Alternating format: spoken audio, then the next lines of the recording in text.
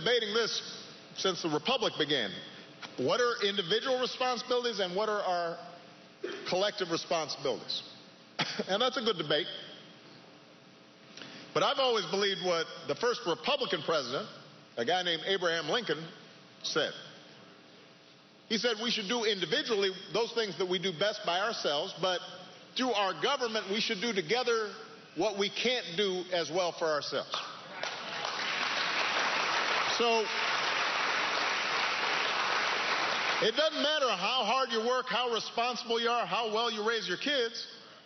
You can't set up a whole water system for a city. That's not something you do by yourself. You do it with other people. You can't hire your own fire department or your own police force or your own army. There are things we have to do together, basic things that we all benefit from. And that's how we invested in a rail system and a highway system. That's how we invested in public schools. That's how we invested in science and research. That's how we invested in community colleges and land-grant colleges like Michigan State.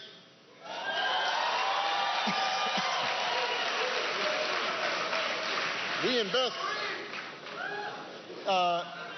Can I get some water? Come on up here. Give me some water.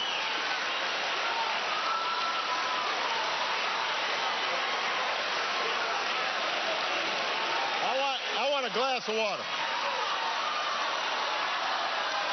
I want a glass of water. Sit down.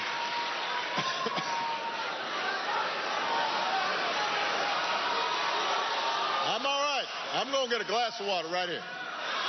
Let's make sure we find one. It'll be filtered. Hold on. I'm going to talk about that in a second. Settle down, everybody. Where was I? We invested in our communities and our cities. And by making those investments in the common good, we invested in ourselves. That's the platform we create that allows each of us independently to succeed. That's what made America great. So the people in Flint and across Michigan and around the country, individuals and church groups and, non-for-profits and community organizations, you've proven that the American people will step up when required, and our volunteers, our non-for-profits, they're the lifeblood of our communities. We so appreciate what you do.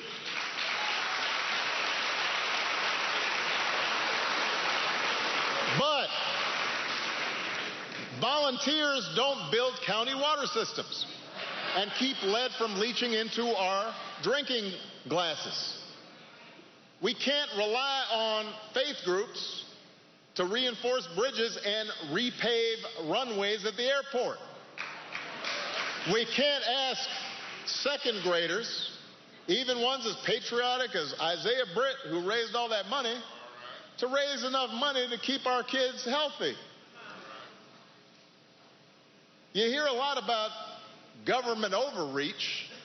Oh, he's for big government. Listen, it's not government overreach to say that our government's responsible for making sure you can wash your hands in your own sink, or shower in your own home, or cook for your family.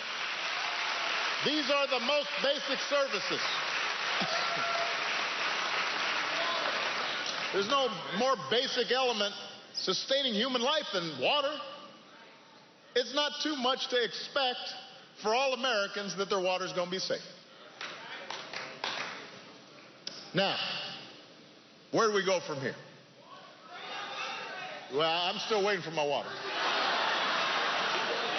Somebody obviously didn't hear me.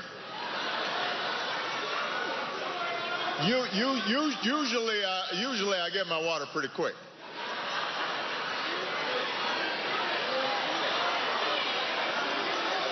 Hold on a second. Now, the reason I know I'm okay is because I already had some Flint water. Here we go.